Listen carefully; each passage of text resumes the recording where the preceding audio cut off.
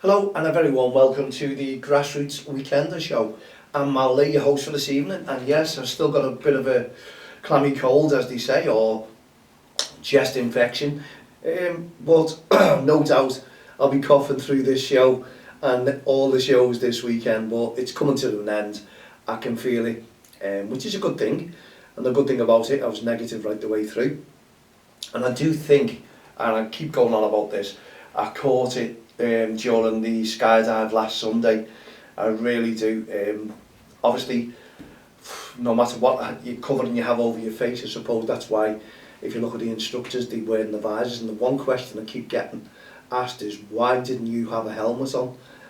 I don't know. Apparently, this is what happens. You have to be an instructor to earn your helmet, and I don't know what helmets are going to do to protect you, to be honest, but hey ho, something went wrong there. Wow, the instructor survived because he wore a helmet. I somehow can't see that. Anyway, they have the visors down, and maybe, just maybe, that is something that you can ask if you go for the skydive. I don't know what the answer is, I really don't. And also, it cost us around about it was £255 for the skydive. It's £120 if you want your video in as well. Now, what they charge you, not if you're a group or anything like that, I think you can, a big group, you can, we would have to discount. I think we had 25 at the start, and we ended up with 6 because one of our divers unfortunately came down with COVID and has had to reschedule, so we're just waiting on Karen doing her skydive, and we're keeping informed on that one. She's really eager, and she was eager on the day, and it's just a pity that she wasn't with us. Honestly, it was a cracking team effort. Cracking team, and you've heard me going on about them. And now we prepare for Hadrian's Wall. The walk is 85 miles. None of us are confident in that one because that is really tough. I was watching a film the other day. I can't remember what the film was. Something about monsters. It was just light-hearted, and it was just one of those, just while you're relaxing and your chest is, you know. And I couldn't be bothered to turn over actually. And the lad was in like this jungle park, whatever it was, this island, loads of monsters, you had to chase through, you had to walk around them all, and I don't know whether this was just I don't know, part of the film script, but he was asking everyone how long it would take to walk 85 mile. That's what we're doing incidentally on Hadrian's Wall, and every one of them said 7 days. We're doing this in 3 days, we're attempting 3 days. Yeah, it'd be lovely if you'd done it over the 7 days, but then again, I think 7 days, my honest opinion, is far too long, isn't it? That's my honest opinion anyway, but we've got to be fit. I know the team aren't confident, I really do. We're not a team of walkers who walk every single day and take it all in and then take it in their stride, or marathon runners, you know, who train hard every other day and to get to their goal. And I think we're just amateurs who have just got involved in challenges just to raise money as much as we can, and awareness of the Heart of Gold initiative from Don't Cross the Line. It's getting the name out there, and the team are helping to get the name out there. We're promoting it, marketing it, and that's all it needs. And honestly, we're building the team up in the future. People are coming to me now and asking, what is your next challenge? Well, obviously it's Hadrian's Wall.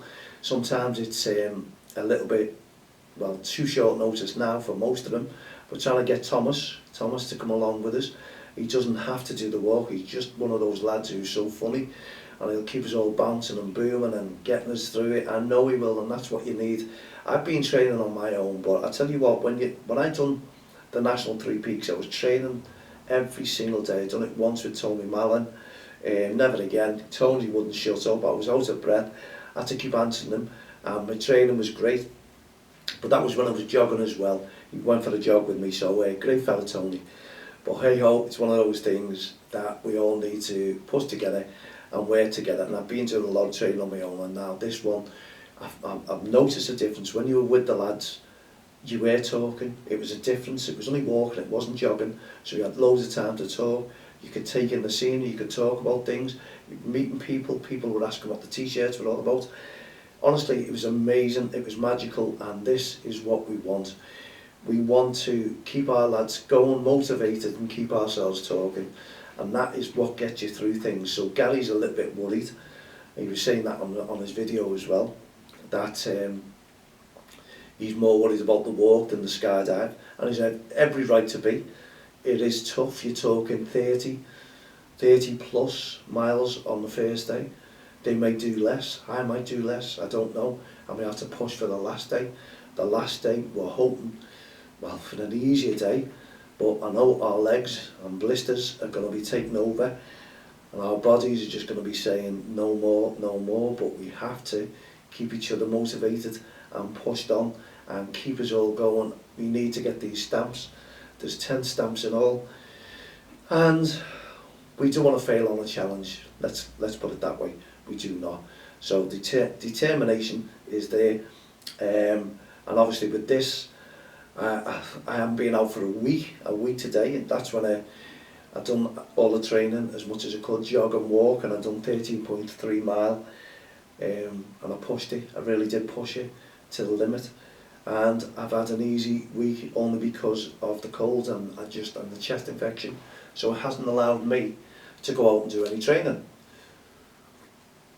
So fingers crossed, and all you great supporters out there can support us, businesses as well. If you want some advertising on your t-shirt, get it in very, very quickly. We'll send that off and we'll get that done as soon as possible.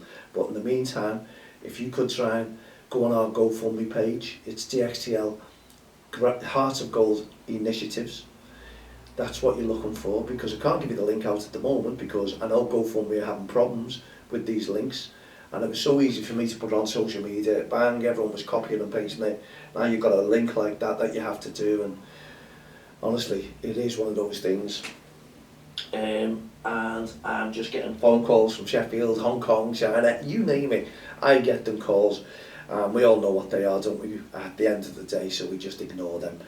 Anyway, there you go. If you can support us, every penny counts. It's brilliant, and we're doing it for our Heart of Gold Initiatives is a grassroots charity that we're beaming up there. We want to try and take it national. We want to get everyone involved. We've got loads of plans, and the grassroots football family are going to be made up. We're going to be announcing them very, very shortly. Also, you can take part in our challenges, and I know we've got some competition coming up, and hey ho, what's competition all about? It's healthy for us, because it keeps me motivated and gives me more ideas to go for, and we've got some great support with the FA, Liverpool, Everton, you name it, they're all coming on board, and they're going to be supporting us in some sort of way as we go along with the Heart of Gold initiatives.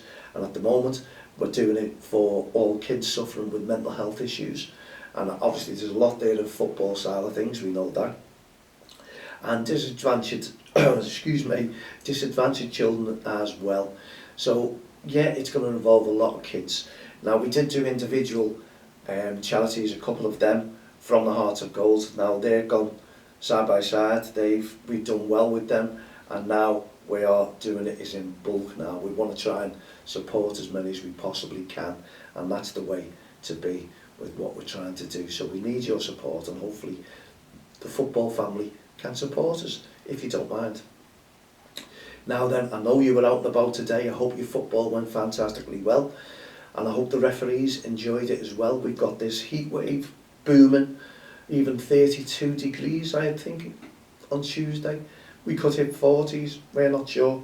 It's going to be the world's best heat wave in UK. We've never been through it. So plenty of water wherever you go, plenty of sun cream wherever you go, and I can imagine the sun cream has gone through the roof. Barbecues, everything sold out, fans sold out. I can imagine everything is really putting a hole in your pocket, and you know. But other than that, if you can't afford them, then please just try and stay in the shade if you can. It's going to be hard, it's going to be muggy, and the kids are going to suffer if they're playing grassroots football. Make sure that they're covered, totally covered all this week in sun cream. Also loads of water, don't go short of the water. And if you need a little sponge there, put the water on the sponge and give them a little dab down right the way through. But I do believe water breaks is a must. We need the water breaks, and I'm sure the referees will use their heads, and referees as well. Don't forget your Suncream and also your water bottles. You're going to need them, and I don't think anyone will mind if you carry them on the pitch with you as you're running around, because it's going to be muggy, it's going to be hot, and it's going to be humid, and the kids are going to be suffering. So keep your eyes on the kids as well. We don't want dehydration, not in a million years. Watch every child. Good managers, good coaches, good parents will do that. Watch every one of them, and if the team's attack, keep your eye on the goalkeeper always, please, because they will feel the heat as well. Make sure you do. Small sided is essential. 11-a-side, well, wow, that is the main one, because the ball tends to keep up in midfield, and that's when everyone's watching the ball and ignoring the goalkeeper, not really ignoring the goalkeeper, but tend to take their eye off the goalkeeper, who could be dehydrating, and they wouldn't know what was happening, so they wouldn't show you. So keep your eye on them. Plenty of water at the ready, spare water at the ready. Mums and dads, this is where you can come into it now. Loads of water, no more abusive behaviour. Your job is to bring the water this weekend if you've got football, and if you've got tournaments, summer leagues, whatever it may be. Just look after the kids, make sure they enjoy it, you enjoy it, go home, be safe, and don't forget the elderly as well, because if it's so hot there, they can dehydrate by just sitting in a room. So give a little knock to see if your neighbour is okay as well.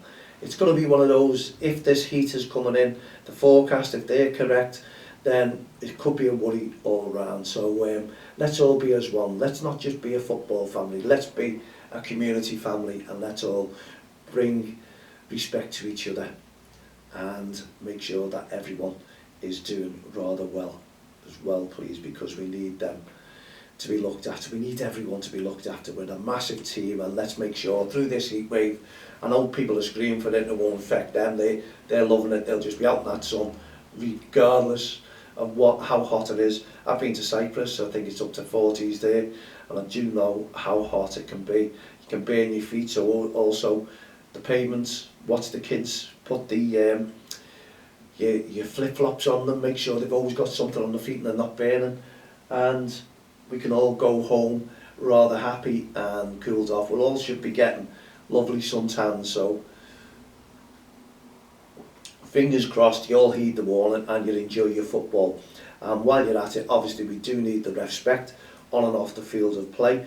And while we're at this as well, can you nominate for your local referee, grassroots referee? It's a national awareness weekend, not awareness weekend, it's our awards, and it's proud to say it's been sponsored by Ref For Me. Honestly, they're a great team, they've been superb, and we want to give them loads and loads of publicity. 31st of July, you've got till, get your order in, get your nomination in, support your referee. They could be in for the top prize. We're doing 3 prizes this year, and to be honest, last year we got bombarded. This year, I don't know what it is with them all, but we have plenty in, but very slow, to say the least. Is it because you're not respecting the referees? What is it? Come on, clubs, leagues, I'm sure you can put a nomination. Contact myself, mal at don'ttexttheline.com. I'll send you the application form, send it on back to me, and good luck for the referee, because we've had some crackers coming at the moment. But please, not just, and maybe this is what it is, and we had a lot of nomination forms. People were just saying, top ref, great ref, well deserved, need an award. Turns up every week, looks after the kids, but not in all that, it's just one-liners, and we do need a little bit more. What they're doing for the community, how they do, and what they're like with the kids when they go on that pitch. So kids, have your say as well. Tell your manager to nominate.